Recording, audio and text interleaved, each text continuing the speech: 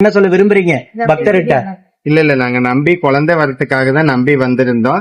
தொடர்ந்து 3 மாசம் கும்பப்படையல் வாங்கி சாப்பிட்டோம். ஒவ்வொரு முறையும் நாங்க நம்பிக்கையோட வந்தோம். அதுக்கான பலன் எங்களுக்கு கை மேல கிடைச்சது. கரு தங்கினவன அம்மாவை பத்தி நினைச்சீங்களா? கண்டிப்பா அம்மாக்கு நன்றி சொன்னீங்களா? நன்றி.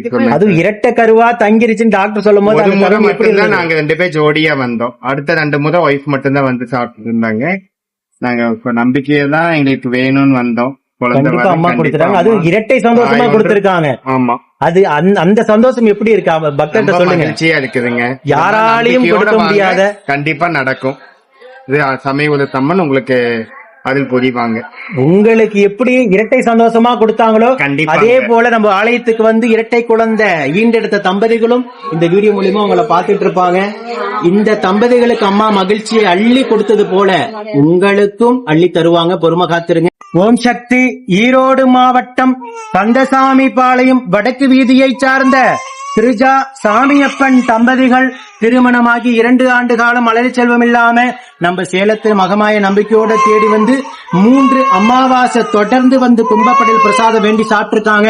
3வது மாதம் வாங்கி சாப்பிட்டு அதே மாதமே அம்மா மனமிறங்கி கருவை தக்க வச்சு ஒரு குழந்தை வரமாக கேட்டு வந்த தம்பதிகளுக்கு இரட்டை கருவாக தக்க வச்சு ஒரே பிரசவத்துல ஆண் குழந்தை ஒன்றும் பெண் குழந்தை ஒன்றும் வரமாக அள்ளி கொடுத்திருக்காங்க. நம்ம சேலத்து மகமாயி ஒரு குடும்பத்திலையும் யாராலையும் கொடுக்க முடியாத பொக்கிஷத்தை வரத்தை அள்ளி அள்ளி கொடுத்துட்டு இருக்காங்க. நித்தம் யூடியூப்லயும் இன்ஸ்டாவிலையும் சாட்சியாக நிற்கின்ற பக்த கோடி பெருமக்களை கண்கூடாக பார்த்துக்கிட்டு தான் இருக்கீங்க. நம்பிக்கையோட வந்த தாமதப்படுத்தினாலும் நம்பிக்கையோட வந்து கும்பப்படையில் சாப்பிட்ட அத்தனை பேருக்கும் இல்லங்காம நம்ம சேலத்து மகமா வரத்தை அள்ளி கொடுப்பாங்க. இந்த இரட்டை குழந்தைகளும் அங்கத்துல கழுவினி இல்லாம உடல் ஆரோக்கியத்தோட வளர்ந்து கல்வியில சிறந்து விளங்கி அவங்க குடும்பத்தை கட்டி காத்து கரை சேர்த்து நான் வேண்டிக்கிறேன். ஓம் சக்தி பராசக்தி.